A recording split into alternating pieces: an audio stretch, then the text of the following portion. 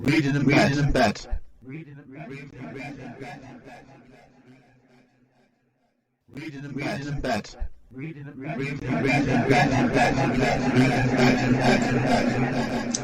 Right, Amanda, what are we doing today? Reading in bed. Yeah, what episode number is it? 10,588. Feels like it sometimes. Hey, anyone's interested, it's episode 38, okay? I am Andy N. I'm Amanda Steele. Yeah, and at the moment it's getting... One thing I've got to tell you, you can't see this, we do this in obviously Zoom, is how long both of our hairs are getting now because of lockdown. Now, how long is your hair getting, Amanda? Or got, I should say. About 3/4 of the way down my back. Yeah, that's perks. We've been in lockdown for nearly a year now. My hair's getting absolute. It's not that length, but it's starting to really irritate me now. So I'll be glad when I can get this cut. So, but you've ordered a pair of scissors, Amanda, haven't you? So yeah, and if that fails, it's always garden shears. Yeah, well, shears. Anyone who follows Amanda on me on Facebook, they would know she wanted them about garden shears because the hair's that long. My mum's been calling her Rapunzel, hasn't she? No, she called me Lady Godiva. Lady Godiva, I apologise. It was Lady Godiva, wasn't it? Yeah, well, yeah. Anyway, if anyone knows the legend Lady Godiva, I'm going to say no more there. So, now, of course, this is Reading in Bed. What is Reading in Bed, Amanda? It's a podcast where we review books. Yeah, we've got 3 each to do for this month. And what we're coming to moment, we're going to do as always, our news first, aren't we? And Amanda does have a little bit of news, don't you? Yeah, my book, which is called By My Book I Need Cats, and it's a short poetry book, is coming out on the 15th of March. And it's available to pre-order on Amazon right now. Ooh. Now, obviously, people are really wondering, obviously, what else are you doing this year, Amanda, with your writing projects? I've got the 12 projects in 12 months challenge that I've set myself. Yeah, and you've had publishing 12. You've had one thing come out in February as well, haven't you? Yeah, that was the audiobook version of First Charge. Yes, which has been out in lots of different ways already, but it's never been out in audiobook before. So I'm counting that because I had to work with the narrator to bring it out. So that's one of the. That's available in Audible, and that's and it's just Audible. Is it available in all? Audible, Apple, whatever it is, where they do Audible books, and Amazon. Check it out; it's rather good. Now, my news this month is my 5th poetry collection is going to be out mid-March some point. It's called Underground Haiku, and I've done a 50 haiku set at an underground train station. Or in train stations, does explore the loneliness, the way things have gone. Now, but what news have I got next week, Amanda? Coming up next Saturday, because we record these on a Saturday at the moment. You're on the radio. Yeah, I'm on GMR Radio, or the old Greater Manchester Radio of the BBC Radio Manchester, between 7 p.m. and 8 p.m. UK time, where I'll be on the Manchester Upload Hour, and I'll be reading out one of my poems, won't I, Amanda? And the poor bloke was going to interview me. I think he likes interviewing people for about 5 minutes, doesn't he? Do you think he's got trouble with me? No, he'll just cut you off. He's a professional. Professional. He'll see the name and remember, I've dealt with him before. He doesn't shut up talking. So. Yeah. Anyway, tune in again. It'll be good fun. And I'll be getting out there. It will be available to stream for 28 days afterwards. And I'm going to make sure I get a copy of it as well. So, but anyway, Reading in Bed. Who's first this month, Amanda? You're first. Yeah. You're next. Always like that, is it now? You're next. Oh dear. Yeah. Goodness help me then. Well, thankfully, unfortunately, my book isn't called You're Next. My book's called You're First. Well, no, seriously, but this one here. First book I'm going to do today is by Greg Hutz, and I know Amanda likes me reviewing these books. Why is that, Amanda? I think I keep buying them for you, actually, on most of them. You bought me the last 2 or 3, that's for sure, anyhow. But I said, this is the Greg Hutz he's famous for quite a bit of writing. Well, I knew of his comics more originally, but in the past 5-6 years, he's become a fairly good seller of the Orphan X series, and this is book 6 in that. What would you like to know first, Amanda? The blurb. Okay. Forced into retirement, Evan Smock gets an urgent request for help from somebody he didn't even suspect existed. As a boy, Evan Smock was pulled out of a foster home and trained an off-the-books operation known as the Orphan Program. He was a government assassin, perhaps the best, known to a few insiders as Orphan X. He eventually broke with the program and adopted a new name, the Nowhere Man, and a new mission, helping the most desperate in their times of trouble. But the highest power in the country has made an attempting offer. In exchange for an unofficial pardon, he must stop his activities as a Nowhere Man. Now Evan has to do the one thing he's least equipped to do, live a normal life. Then he gets a phone call from the one person he never expected, a woman claiming to have given him up for adoption, a woman he never knew, his mother. Her unlikely request helped Andrew Durran, a man whose life has gone off the rails, who was in the wrong place at the wrong time, bringing him to the deadly attention of very powerful figures. Now a brutal brother and sister assassination team are after him, and with no one to turn to and no safe place to hide, Evan is Durran's only option. But when the hidden cabal catches on to what Evan is doing, everything he fought for is on the line, including his own life. Ooh. Doesn't have a boring life, does he, this character? No, he doesn't. Now, I'm going to ask you, because I like asking Amanda this quite frequently. What do you reckon to the blurb in this, Amanda? Seemed a bit long. Yeah, but I think it's the sixth book in the series, I suppose, isn't it? So that's why. So it's that. That's why I think sometimes you've got to set things up a bit more. So, because what do you want to know first off, madam? I was thinking, actually, you've read all the books leading up to this, haven't you? Yeah. Yeah. So compared to the first book, do you think he's changed a lot? Or... Yes, he certainly has on this one. When the series started off, don't ask me the name of the first books, I've forgotten it. Book one, shall we say? He was quite a cold, merciless machine. And it changed over time because he ended up adopting. He ended up rescuing a young teenage girl in the third book, who's become his sidekick now, and quite a foul sidekick as well, who's basically his IT expert. And that seemed to have calmed him down a lot. And he's slowly become more humanized. And this is a book that certainly goes into the humanizing of him, basically. See, it's the most personal book in the series so far. So let's start with the good points then, sure. Go on to any bad points. There's a bit of both to share, but the tone of this book is more emotional and sad. This book straight away because it focuses a lot more on the damage the program did to her when he went into foster care, where he met Andrew Durran. And I don't want to go into a lot of details of the character of the woman who rang him claiming to be his mother, because you've got to read the book really, or the real reason why she wants him to protect Durran, and there is a major reason behind this. It starts off like his first book, Evan Smokes. He was he could arguably a perhaps unlikable character almost. And they've done the same stunt here with this Andrew Durran. He was pretty unlikable throughout the start of the book. But as with Evan, this has as much to do with these demons. And I think the relationship that builds up between the pair of them is the crux of the book, really, which I really, really enjoyed. So what else did you enjoy about it then? Right, okay. As I mentioned before about his young sidekick, she's in it again. And she plays brilliant because he's got a couple of recurring characters, like people that help him out, bits and pieces. And his young sidekick, and there's nothing to say in this, to give away this, she meets one or two of people he's been involved in previous books that I hadn't met before. And it was very funny. It was really, really funny. And you ended up with, at the end of it, the big villain was also quite different to his book. I'm not going to say what or who or what, how, but you ended up with Evan, the young sidekick, two other people. None of them knew each other, all going to deal with this major baddie. And it was great because it showed different dynamics to him as a character. And the main baddie in this book was something he's not been covered before in previous books. It was very different. And it showed really that the author is far from short of ideas for this book yet. So you say going on another 6 or maybe another 12 books.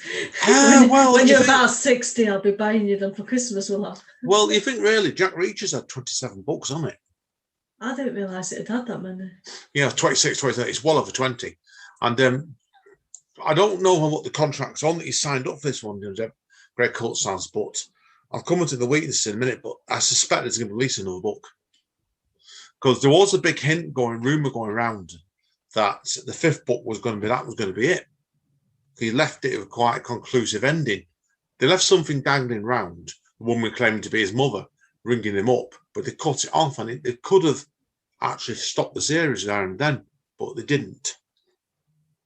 And that's what this has took it in a slightly different direction. I think it worked really well, actually.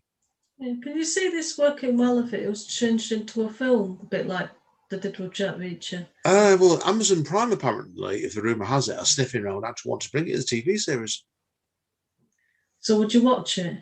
I would. I'll get you to watch it. It'd have to be it's one of those ones where if the books have got better as they go along. Because I think I know when I reviewed the first book with you a while ago, I did say at the time, it was the first one was building the world. Then the second one, he was trapped inside a box poster in a room. So then you saw his world more in the 3rd, 4th, and 5th book. And the 6th one again each book's been quite different. So there's talk around definitely it's going to be series they're going to do from it. So wait and see. Yeah. I know you've described some action scenes to me, and I think they'd probably look good if you were watching them on screen. Yeah. He's that's part of the weaknesses again. Should I go into the weaknesses then? Yeah. Yeah, it's a bit long again, to be honest. It's well over 400 pages. And perhaps could have been cut back a little bit because some of the action scenes did go on a bit. They're very good, but it felt a bit overwrought in places again. But what has annoyed a few people, and I've got to be careful how I say this, there was a major cliffhanger at the end of the 6th book. And I'm talking about if they don't bring the series back for a 7th book, people will not be very happy. That's why you left him in a bit of a perilous situation, shall we say, right? Yeah, let's just leave it at that then. Yeah, I've done well. I'm not giving any spoilers away in this one. So one of the other books I'm doing, I'm going to give tons of spoilers away, but this one has been very good today. But no, it's an excellent book, possibly my favourite in the series so far. Because I felt the 5th book was a bit of a step backwards, but this is up the ante completely. This book is. Okay, so is there anything else you want to say, or do you want to give it a mark out of 10? No, that's it. I'm going to go to the marking. What do you reckon I'm going to give this, man? It's going to be a high mark, I know that. Go on then, have a guess then. I reckon an 8 or 9. 9.5. If I had been, then. Yeah, if I had been screaming at the last page, it would have been a 10. There's no two ways about it. That ending will have you picking baskets, put it bluntly. So, but you'll be at the front of the queue when the 7th book comes out, assuming it does. I think it will. Don't you? I think, yeah, I'll tell you more in a minute, man, off mic. But when you give the ending that this book's given it, there must be a deal set up for a 7th book. Yeah. I think there's no way they're going to do massive cliffhangers like that as they did, and then basically, you know what I mean, to finish the series off. You just can't see it, can you? So. No, I think as well, if you get to the 6th book in the series and you're with a publisher, unless you do something really bad to make them drop you, you're going to be pretty certain that they're going to let you go and do a 7th book. I think so as well. So definitely. So watch it. I've not heard if there's no confirmation that the 7th book's coming out yet, but the pre-order of this 6th book came up pretty early on in the back end of the summer. So I'll be anticipating something to come through fairly soon, I reckon. So, but anyway, watch your space. Right, guys and girls, that's the end of part 1. Amanda, you're next. I am next, yeah. Any hints? Yeah, you can call me Mummy. You're next. I'm Mummy. I'm not pregnant before he asks. I'm not asking that. So that's all I'm going to say. No comment. Right, guys and girls, I'm going to get going. Okay. So we'll finish off part 1. Hang around. Amanda will be back shortly, part 2, won't you? Yeah. Say bye, Amanda. Bye. See you all soon. Reading in bed.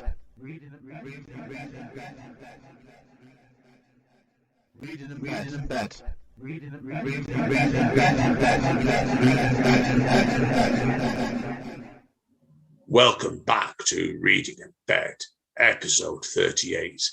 I am Andy N. I'm Amanda Steele. This is part 2. Straight over to Amanda. Okay, so my first book this month is called Call Me Mummy, and it's by Tina Baker. Okay. What's the blurb? Okay. Glamorous, beautiful mummy has everything a woman could want, except for a daughter of her very own. So when she sees Kim heavily pregnant, glued to her phone and ignoring her eldest child in a busy shop, she does what anyone would do. She takes her. But little foul-mouthed Tonya is not the daughter that Mummy was hoping for. Meanwhile, Kim is demonized by the media as a scrummy mummy who deserves to lose Tonya and ought to have her other children taken too. Haunted by memories of her own childhood and refusing to play by the media's rules, she begins to spiral, turning on those who love her. Though they are worlds apart, Mummy and Kim have more in common than they could possibly imagine, but it's 5-year-old Tonya who is caught in the middle. Right, okay. What drew you to this book, Amanda, then? It was another one on Pigeonholed, and I just liked the sound of it. It sounded very sinister and dark, and I like dark. Right, well, okay, before we go to Strampton, was it dark? It was very suspenseful, I think is the word. Sounds good Lots to me. of tension. Oh, yeah, well, it's not exactly the comedy of the month book, is it? That's obvious. So. No. Yeah, sure. Okay, well, you better give us a Strampton, Amanda, hadn't you? Okay, so it's got multiple viewpoints. So it's mainly from the viewpoint of Mummy, whose name we never find out. We just see her being called Mummy, and Kim, who's the mother that's had the child taken. And then occasionally you'll get a couple of lines from Tonya, who is the 5-year-old daughter that's been kidnapped. Right, so okay, how did she feel about the bit from the 5-year-old daughter? Do you think she got that? They all forgot that part, right? Because we've read somewhere else recently, didn't we? I'm not going to say where a piece of fiction was it, or was it a poem even? No, it was a piece of short fiction that where someone tried writing from a 5-year-old's voice, and they made a pig's ear of it, basically, didn't they? Yeah, I think the thing that they've done here is they've done it in short snippets. So, like, you might get like a page or two or a chapter or whatever of like one of the adult characters, and then you'll get like maybe a sentence or two from the daughter. And the way she's been brought up, she's like sort of being brought up by council estate type parents, but they're not necessarily bad. They've just had a difficult life and they're doing their best for her, but it's just not like it's not like Madeline McCann or anything, you know, who's been brought up very well and got rich parents and good jobs and that kind of thing. So it's the other side of it. So then they get judged by the media because they're like, oh, you deserve it and stuff like that. Yeah, no, I get it completely. It's one of these sort of books, really. It's probably pretty close to the truth, then, basically, isn't it? Even though it's a fiction. It felt very realistic. But I like the bits by the 5-year-old daughter where she's writes about the woman that calls herself Mummy. And like one bit, she goes, she wakes me up and makes me pray with her. It's like wishes. I wish really hard the rotten woman would fall down dead. Well, the 5-year-old wrote that. Yeah. She's very feisty though, and it's like the way that the woman's treated her, and it's like she's practically like starving her to death and stuff. Oh, great. Because she's got issues of her own, and she thinks she's doing her a favour and making her beautiful and skinny. Yeah, it's definitely one of these sort of books you can never really wonder. I've not read it. It's one that I think is probably going to divide viewpoints straight away. What do you think of that one? It's not for everybody, is it? Or the other viewpoint from the daughter as well that I quite liked, because it just says so much in so few words. It says, "It's quiet here. Why don't Daddy come to get me? Why don't my mum come? The woman says they don't want me because I'm so naughty." Oh dear. And it just sums up how nasty this woman is, just in so few words from the little girl's point of view. Yeah, it's. Oh, I know we've been pigeonholed. Obviously, people don't know pigeonholed. Tell people what pigeonholed is, Amanda. Just for asking your next question.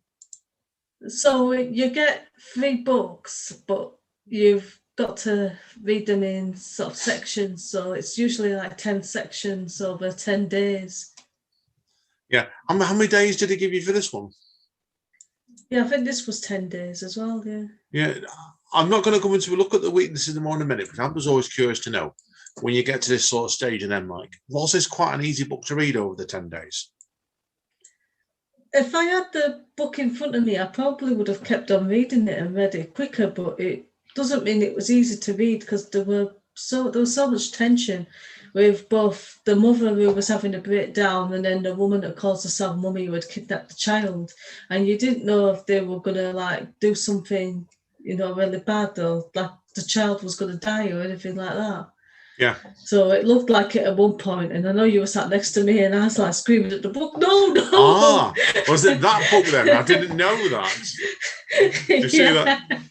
Like, I don't normally scream at books, but it was too much. And then I was like lying awake at one point, thinking, oh God, it's the last one today. It's like, I hope the child survives at the end of it, even though it's not a real child. Well, we're not going to give any spoilers away then, okay, Amanda, but definitely that's, right, I didn't realise that book, actually. If people are wondering, like, sometimes, like, me and Amanda we're reading books throughout the month normally, aren't we? Like, it was, I've been reading a lot going to and from work, so Amanda's not caught half of mine reading to and from works, apart from the Greg Holtz book, because the hardback was that bloody big. But, so, is there much you didn't like about this book, Amanda? No, I've not got anything that I don't like. I can understand it might not be for some people because it's a difficult subject, but I think it's one that's kind of important to sort of highlight, you know, that all children that get kidnapped are important, not just because like you've got rich parents or you don't swear a lot or something like that, and just because like the parents swear a lot and they're a bit rough doesn't mean that they deserve to have the child stolen from them. No, completely. I think it's one. Am I right in thinking it's possibly for a niche, a bit more of a niche market, or but this one really, isn't it? Yeah, this is the first book that the authors actually had published, but it seems to be doing well from what I can see. Well, that's always good to hear. Then definitely with that one. So please, I didn't know that, but I'm pleased to hear that. So, right, Amanda, is there anything else we need to add? You need to say about this book before we mark it? No, I think that's it. Okay, then. We better get onto the marking then, haven't you? What are you going to give this out of 10? I'm giving it 10 out of 10. Woo! We have 10 out of 10. 10 out of 10. Now, look at that now, guys. You think the first book was close to a 10 off me, and this has been given 10. The question, Amanda, is, are we going to be able to carry this on for the rest of the podcast? I don't know. It's a tough act to follow, isn't it? Yeah, completely. Now, what do you reckon? Do you want to be? Who's next then? Who's next? Who's next? You're next. You're next. Okay, well, do you want to do some hints off me? Yeah. Can you play the bass, Amanda? No. Can you play it with free hands? Yeah. Well, that's your clue then, okay? Right, back in a minute. See you all soon, guys. Thank you, Mandy. Bye. Reading and bet.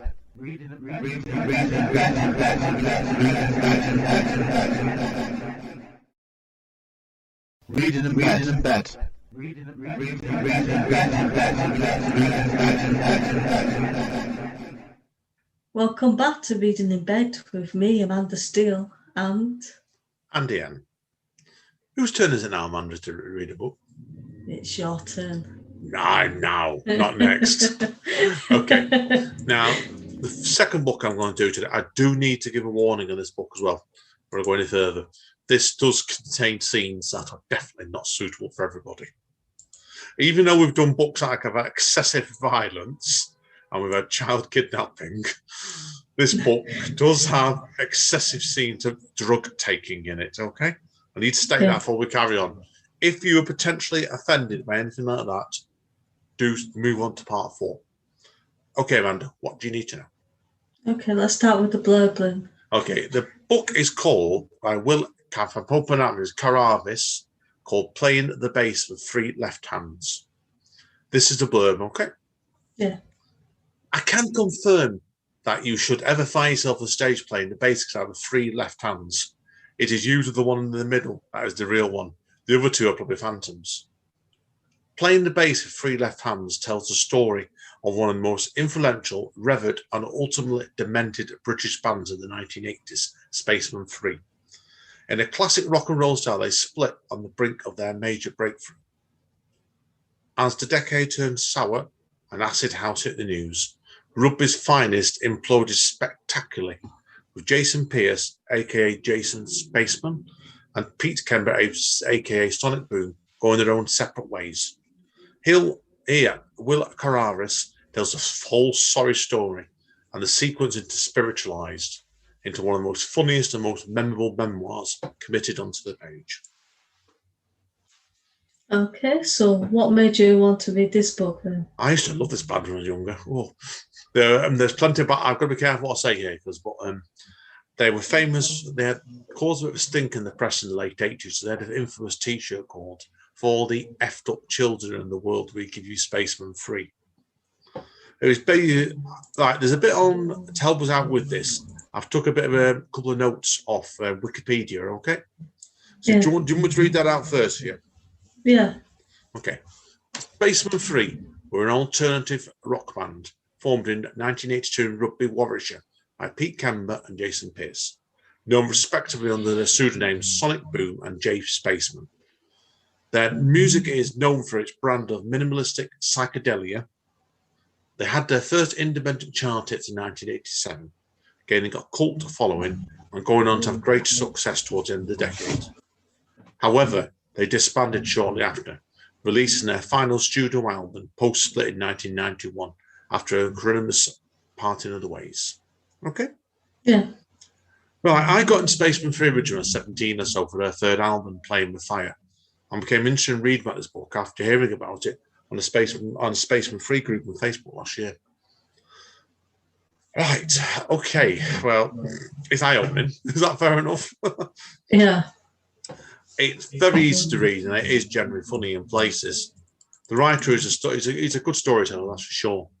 And he talks about quite candidly, man. This is what's really interesting about this. I've read rock books, biographies, and they're not like this.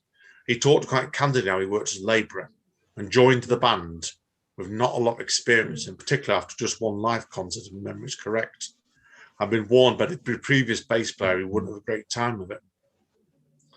So it covers a lot, it answers a lot of questions for me, because I was well into band when I was 17, 18, 19, still listen to this day to a degree, but I didn't realise he only played on the third and fourth albums, how bad the actual split of the band got. And there's lots of stories to the drug intake of the band, and they were known for it at the time, where one of the band, Sonic Boom, used to go along, going on about rehabilitating drug awareness in the up and down the country in the late 80s, saying a lot of it should be legalised. And you think back in the late 1980s, man, you tell me what that'd been like around the government and the press. Well, I was just a baby then. Well, a child. Yeah. No, but I'm talking about, you think like the way society was then is different to what it is now, isn't it, when you were growing up? Yeah. I think I had a very sheltered childhood in some ways, so I didn't really know about stuff like that. Well, you're dealing with all that, the acid house area, the Happy Mondays and Stone Roses, weren't you, in Manchester? This was more the psychedelic version of it. They were a much heavier band than they were. But this book, there is a lot of stories about drug intake in the band. Some of it was eye-opening and funny, others, well, we'll come on to that next. But what I found interesting about this book was, and this is some people would bear, it opened my eyes up, this one, and he was very careful how he said this as well, with respect to the writer, was he got ripped off completely in Spaceman 3, he did, not earning, barely earning a penny, and coming out there in massive debts. And then he joined Spiritualized, which most of the rest of Spaceman 3 went and did, and then got ripped off again. That's why, and he ended up in the third part of it, shows you how bad things can go with music. Do you think when you come like a band that is selling out, the London's example, Brixton Academy, 3,000 people easily, he ended up homeless not long after, and he basically ended up becoming. Do you know what NFA is? No. I used to do it when I used to work at the job centre. It's no fixed abode. All right, yeah. He ended up being basically living no fixed abode in his mate's caravan a couple of nights a week and sleeping on the streets. And it's an interesting book. The fact of it was, it shows a lot of the reality of what rock music can do for people. It was pretty heavy hitting, that's for sure.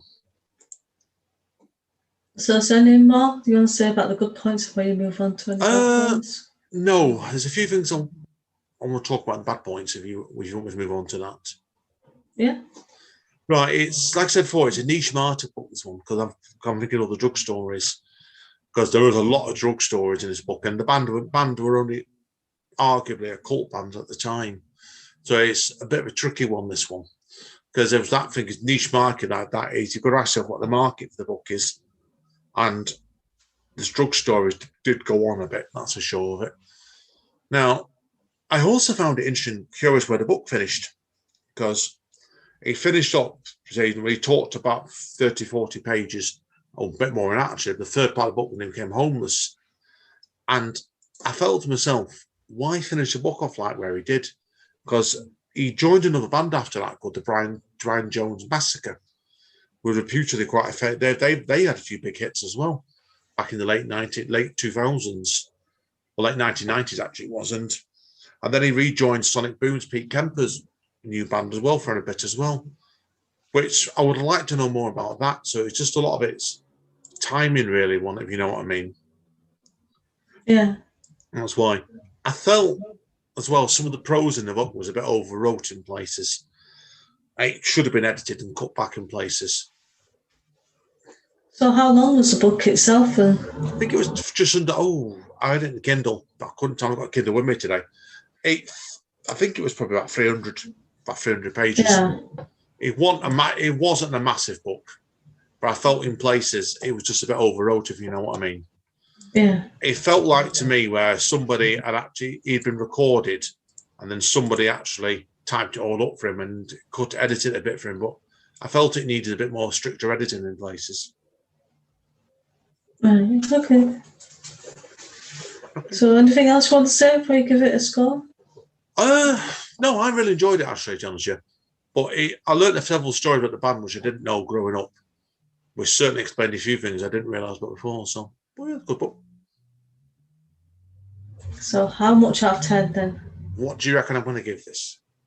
I think it's going to be a recommendation, but I don't think you're going to be as high as you did with the first book. It's not. It's 8 out of 10. It's a good read. Well, I didn't enjoy it as much, if you know what I mean. So just a good read, rather than a great read. So no, it's recommended. So like I said, but be prepared for accessing drug stories.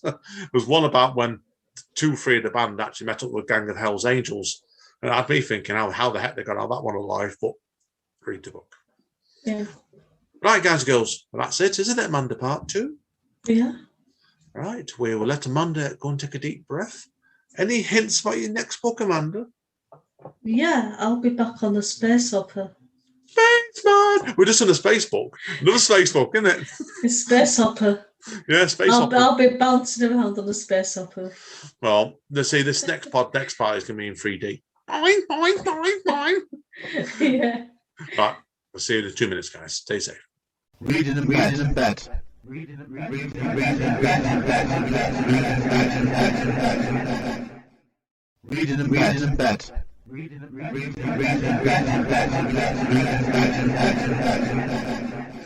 Everyone's wondering now. Amanda's bouncing up and down. Boing, boing, boing. Boing, boing, Of course, I am Andy, and seriously, episode 38, Reading in Bed. And Amanda is? Amanda is Amanda Steele. Of course. Now, this is Amanda's second book of the month about space hoppers, I believe. Tell us more, Amanda. It's called Space Hopper, and it's by Helen Fisher. And I've got the blurb here if you want me to read it. Yes, please. Yes, please. They say those who we love never truly leave us. And I found that to be true, but not in a way you might expect. In fact, none of this is what you'd expect. I've been visiting my mother who died when I was 8. And I'm talking about flesh and blood, tea and biscuits on the table visiting here. Right now, you probably think I'm going mad. Let me explain. Although Faye is happy with her life, the loss of her mother as a child wears on her mind even more now that she is a mother herself. So she is amazed when in an extraordinary turn of events she finds herself back in her childhood home in the 1970s, faced with the chance to finally seek answers to her questions, but away from her own family, how much is she willing to give up for another moment with her mother? Interesting, Amanda, that one.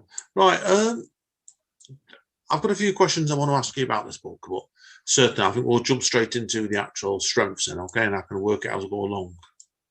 Okay. So what are the strengths then? I like the fact when she discovers that the space hopper box from her childhood, and I don't know, I can't remember how exactly she got into the box or thought, oh, I'm just going to get into this box. But then she discovered that it takes her back to the 1970s when she was a 5-year-old girl and her mother was still alive. So she literally gets to meet her 5-year-old self as well. That's what I was trying to work out there. So basically, like, she's not jumped into the body of the 5-year-old, does she? So she's an adult. No, she's gone. Yeah, she's gone back as herself. So obviously her mother won't know her, but she seems to get some sort of sense like, I feel like I know you from somewhere.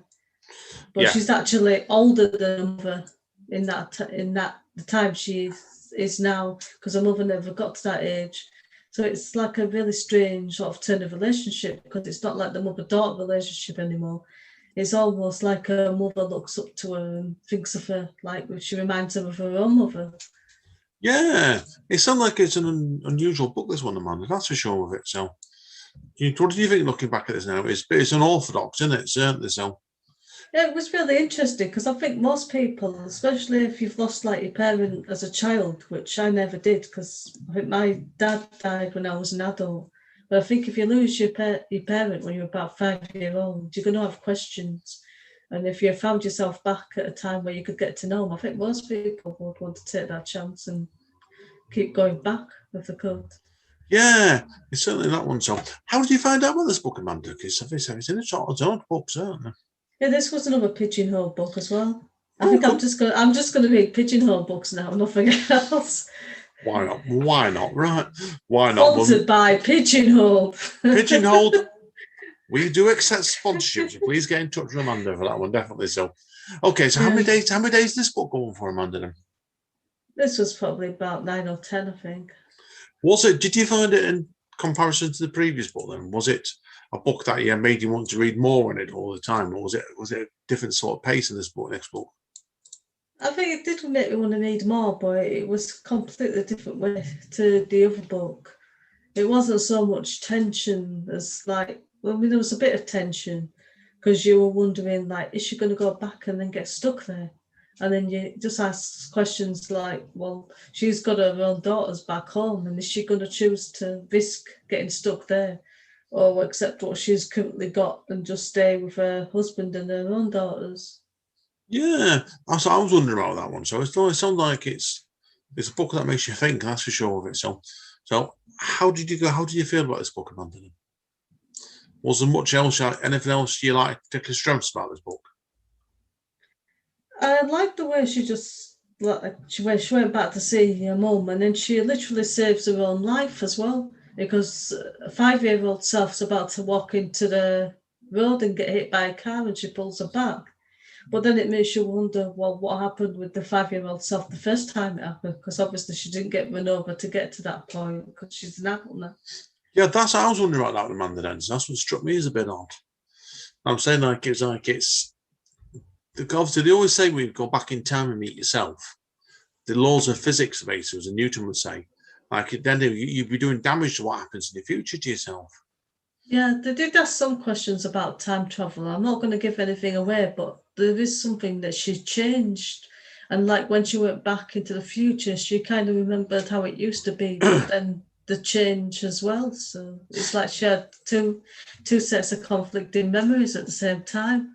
Yeah, that's what I was wondering about then. Like she's asking a lot of questions about memories and the way things operate. So yeah, that makes sense. So with that one, so okay. Is there anything you need to talk about with the actual strengths of the book? No, I don't think so. Is there much of the weaknesses? Anything you didn't really like about this book? The only thing that I didn't like as much as the other stuff is the husband, whose name I haven't written down, and it was about a month ago now, so I don't remember his name. But he was quite placid, and he was training to be a priest in a church, so he wasn't like the kind of person is going to snap and get angry. And they were having a conversation, and it sort of turned into an argument, and it kind of went overboard and snapped really badly, and it just seemed completely out of character without any warning. And that didn't seem to fit in with the rest of the book. But apart from that, everything was okay. Oh, cool. Okay, well, there's nothing else then. We better get you onto the markings, hadn't we, Amanda? Then? Yeah, so I'm going to give it 9 out of 10. Dun, dun, dun. So, hey, look at that, guys. Now, I think we've had, 9.5 out of 10, a 10 out of 10, an 8 out of 10, and a 9 out of 10. We are very kind today, Amanda, aren't we? I know, normally we're like tearing everything apart and criticising everything. You blame me, say I do all the time. Well, sometimes I want to have a go at books, so I've got a problem with them still. But I said, well, we'll see what to wait in the third one, Amanda, won't we? So, not in a minute. So, whose turn is it next then? You're next. You're next. Well, what do you want to know about me next then? Give us a clue. Chicago. Not the musical. Pizza. Not that either, right? Right. Hang around, guys and girls. We'll be back shortly. Won't we? And we're part 5. Going fish very quick today as well. Okay. See you in a minute. Say bye, Amanda. Bye. Reading in bed. Reading in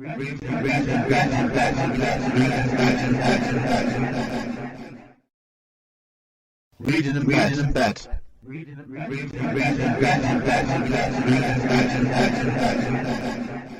Boing. There's no space operas in this side. And this is Reading in Bed, not Space Hoppers in Bed. Who are you? I'm Space Hopper Steel. I'm Space Hopper N. This is episode 38. Okay, on to my finale book for the month. This is a writer called Michelle Cox, and the book is called A Girl Like You. Okay, so what's the blurb then? Henrietta von Harman works as a 20... right, so I wrote this down completely wrong. It's I've got a 26 girl, but that's wrong. And I'll still start again from scratch. I forget what it was now. Henrietta von Harman works as a 26 girl at a corner bar on Chicago's northwest side.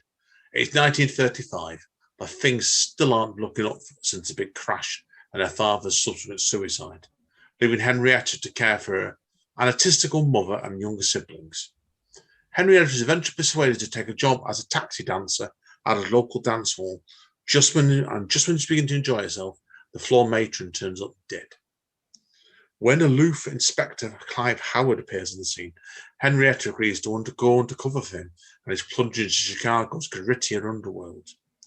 Meanwhile, she's still playing mother hen to her younger siblings, as well as the pesky neighbourhood boy Stanley, who believes himself in love with her and keeps popping up most unlikely places, determined to keep Henrietta safe even from an inspector, if need be.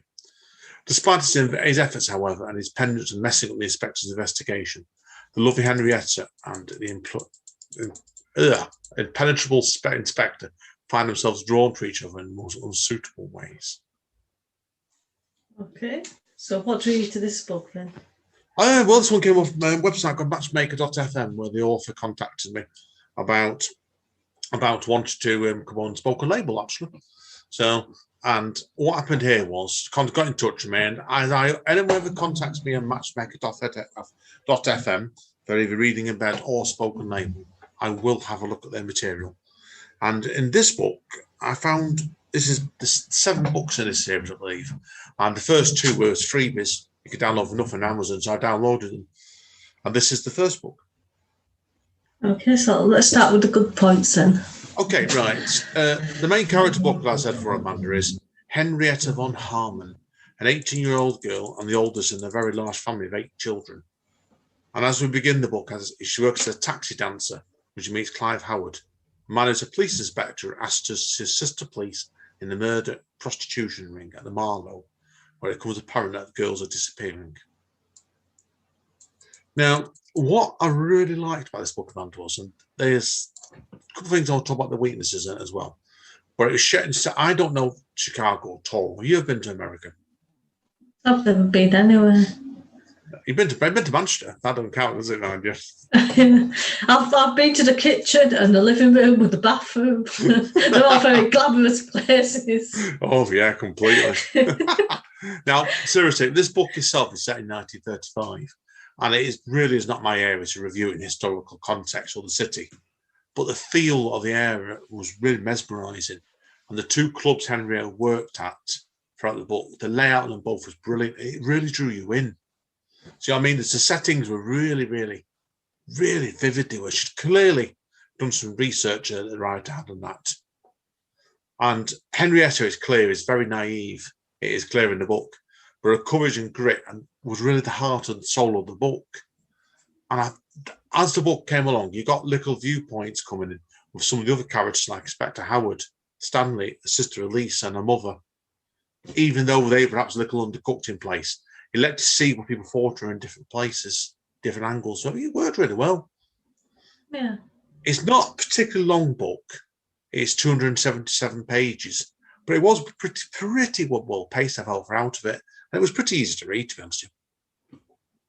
Okay, so anything else you want to say about it? Yeah, it shows you how it's easy to read. I read it in about 3 sittings on the whole, really. Reading about 90 pages each time. Like you did your book, your Pigeonhole ones, what to say, a certain page a day. I just managed to get 3-4 sittings, and it was pretty good in places. And I did. It's one of those ones to get at the end of it. And I thought to myself, oh, not on 200 pages to go. No, actually, yeah, it was pretty good. Quite enjoyed it. I liked the bit at the end of it when Henrietta was trapped at the end of it. There's even no spoilers with Inspector Howard. He did feel the fear and the terror. And one part that got him an extra marking of me on this was they were good. They seemed sympathetically portrayed lesbians at one of the clubs in 1935, and I felt they did a really good job with that as well. You think back then, there was outlawed, wasn't it, like gay people? Yeah, yeah. I felt you understood the lesbians that came into it really well. They weren't like stigmatized or stereotypical. That bit works really well. Add it alone, give it an extra mark to my final mark. I'll give them in a few minutes. Okay, so any bad points? There's a couple of things I want to talk to you about this on the weaknesses, because the book itself it's one of those ones where it was going to be. I was hoping for a period thriller, but it's Downton Abbey, but it went into a romance book as well, and I expected that, to be honest with you. But it burst through at the end, and it perhaps should have been more paced out. Do you know what I mean with that? It felt a bit cliche at the end of it for me. There is another 6 books in the series, and perhaps they can expand on their relationship more then. But I think whether they should have done it in the first book, what happens in both of them, which is a happy ending. Yeah. Whether they should have waited, for book 2 or 3, that's open to debate. Now, there's also a question more about the Inspector character here as well, because the Inspector himself is 35 in the book, and the girl's 18. How would you feel? Let me ask you a question. If you're a protective mother and your daughter turns up saying she's going to marry somebody, or she's in love with somebody that's nearly double her age, how would you feel about that? I'd be a bit concerned, but I think we both know people with that age difference, don't we? Yeah, we do. I'm not mentioning names. No, I don't. I know. Trying to do that. We both know 2 examples on that one. So, yeah. Well, I said it's a funny one, but I said I don't know, because the mother in the book is a very, very unsympathetic character. It's possibly I got why she was what she was, but they'd have to humanise her a bit more in the second book, I think. But then you had the inspector sends within barely meeting, encourages an 18-year-old girl who's very innocent to go and spy for him in a not tourist drug club where people are disappearing and probably getting murdered. It's questionable whether they should have done it that way. Yeah. Do you know what I mean? It's a bad it does seem a bit irresponsible doing that. Yeah, and he should use better judgment, truth be told you. And 1 or 2 Henrietta's actions in the club, and I'm not giving spoilers away, were also a bit debatable whether she should have done it, so you know what I mean. But I don't think it really distracted too badly from the story, truth be told you. Now, I'm going to give a spoiler at the end here now in this next part, okay? Because right at the end of it, there was a mention that he barely, as soon as the case finished, he turned around and proposed his marriage to her. Okay. And I thought it was a bit, you know what I mean? It was a bit quick, that really. I think, like I said before, they should have done it, but that's just me. So, anyway. Okay, so anything else you want to say before you give it a mark? Yeah, well, it's a bit of a mixed bag, really, I guess, because there was a lot of good in it. There was also a few things that stuck out in places. But I'm doing a podcast with the author soon from Spoken Label, and I will be reading the second one of these anyway, because that's about similar length. So, what do you reckon I'm giving us out of 10, Amanda? It's going to be a recommendation. I enjoyed it. It was not, after what I've read in the first 2 books of this month, a bit more of a grind, and they were in different ways. This was quite a lighter book, and I enjoyed it. I thought the characters, it was very vivid, and I thought with books as vivid as that, you're going to enjoy it, aren't you? Really? So it pulled me into the journey, and even though I'm not really a romance reader, so 8 out of 10. Yeah, that's a recommendation then. You see, I can be nice about everybody sometimes, can't I, Amanda? Yeah. Right, okay, guys and girls. Well, that's the end of part 5. We'll let Amanda get herself composed. And what are we doing next, Amanda? We're doing the poetry corner, unless I can find a way to escape. Are we escaping from doing it, are you then? Right, we'll see you in a minute, guys, okay? Stay safe. Reading in bed. Reading in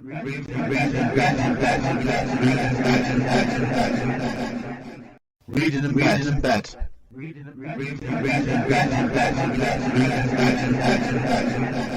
Hi, guys. Okay, this is Andy N. And Amanda Steele. Episode 38, Reading in Bed, and we're on to Poet's Corner, part 6. Okay, Amanda, who is the book by and what is it called? It's called The Great Escape, and it's by Jenny Berry. You might have heard of her. Oh, yeah, no. Now, for people that don't know, who is Jenny Berry, Amanda? She's somebody we first met when I was on the radio in Salford, and you did a spoken label with her as well. I mean, you did the spoken label first, actually, didn't you? Yeah, it's a funny story, this one, because obviously people know, obviously, me and Amanda live together nowadays, but before you moved in with me, Amanda, back in 2020, in 2020, this was a funny story, this, because I came across Jenny Berry's work by chance, didn't I? And in 2019 this was, and I asked her about doing this podcast spoken label. And then, by chance, Amanda, what happened your side? Yeah, I'd seen something on one of the Manchester groups, and she was looking for people to interview for a radio station.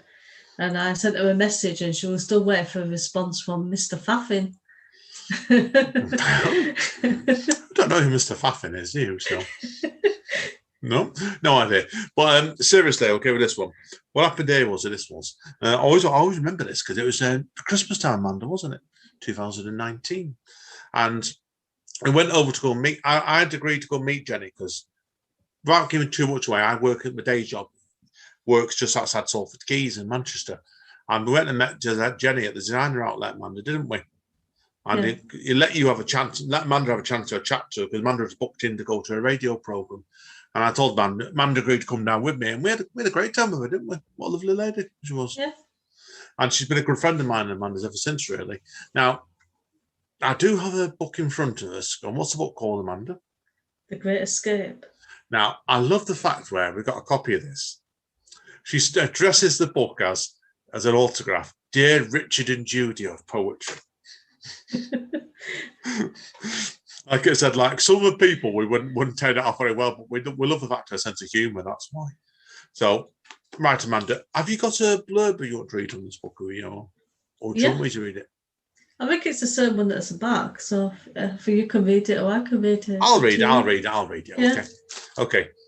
This short modern poetry collection takes the reader on a refreshing journey into the narratives surrounding incarnation. That's in prison. Yeah. Incarceration. Incarceration. Oh, typical bloody me, that. Anyway, self-autobiographical in its inspiration. Writer Jenny Berry holds no punches as she takes us through her candid thoughts and the raw emotions. Sometimes witty and other times gritty, this book ponders prison life from a variety of perspectives. Okay, Amanda? Yeah, so my favourites in this were the ones that I've heard her read a few times because I think I struggle as well if I'm reading poetry on the page and I've never heard anyone read it before. I struggle kind of visualizing or imagining what it's going to sound like. But if you've heard someone, you've got that in your head then. So there was A Girl Like Me. Yeah, that's my favourite Yeah. one. And Empty House, which I think we first heard her read that one when you interviewed her in Salford, wherever we went. Yeah, I think it was that. I do remember doing A Girl Like Me, and I do remember doing Baby Olympics as well, which is another one of my favourite ones as well. That's why. But right, Amanda, what is there anything you want to talk about specifically with this collection? I think it's just it's kind of an insight in some ways. Like, obviously we don't all go into prison and volunteer, so we don't see like the side of it. You would just see like the side on the news, don't you? And bad news sells, so that's what they tell you. Yeah, I agree with that. This is more like a personal insight. Like, actually, you know, the arts can help people in different ways. Oh, cool. No, so good. I agree. And if it is what I've read of that book and what I know of Jenny's poetry is despite the fact it's a difficult topic, this book, I think it's a really warm poetry collection. What do you think, Amanda? Yeah, I think it shows you a side, you know, these are people too.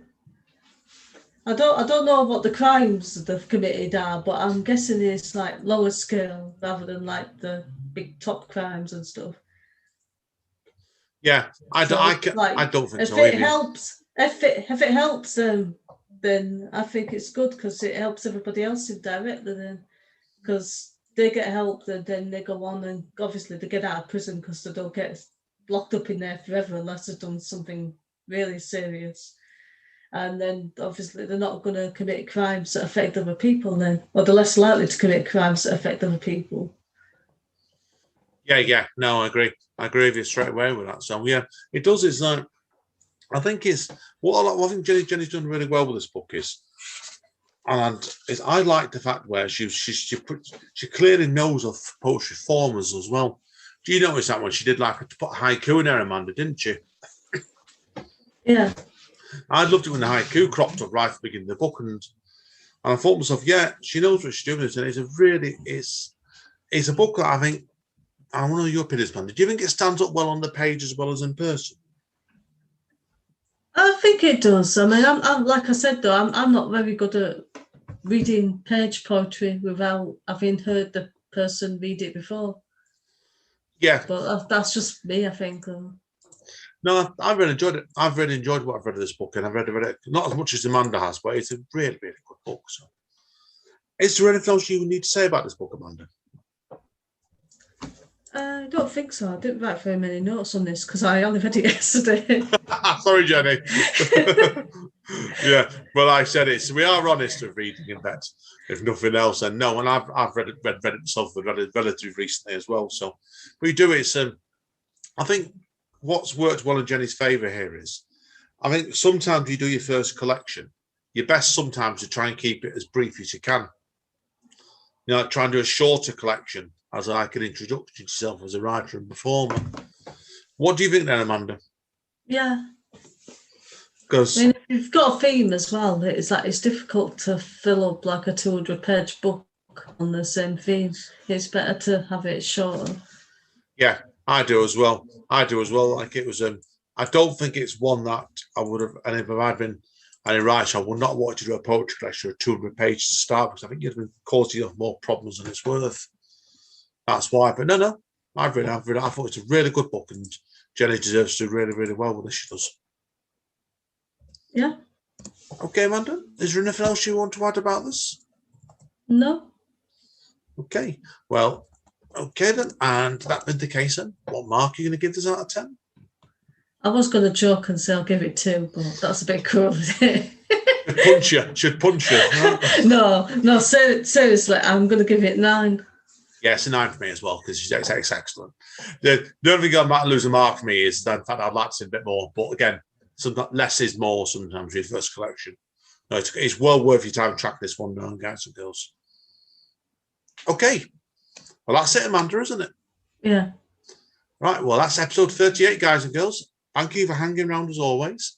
Andy N says thank you. And Amanda Steele? Says, bye everyone. Come back next time. Not quite. Not please come back next time. Now, Please. please. Now, is there any books you want to tell people what you're reading for next month, man? Any hints?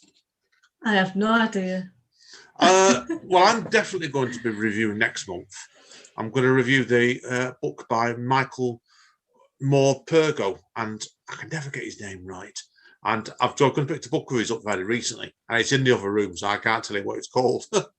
But I'll be doing that one next month for definite. Might do that second Michelle Cox book as well yet, so but we'll see. Watch his space, guys and girls. So either way, this is Andy N signing out. And Amanda signing in just to be awkward. Right, seriously, folks. See you all next month. Stay sane and stay home. Bye. Bye. Reading in bed. Reading in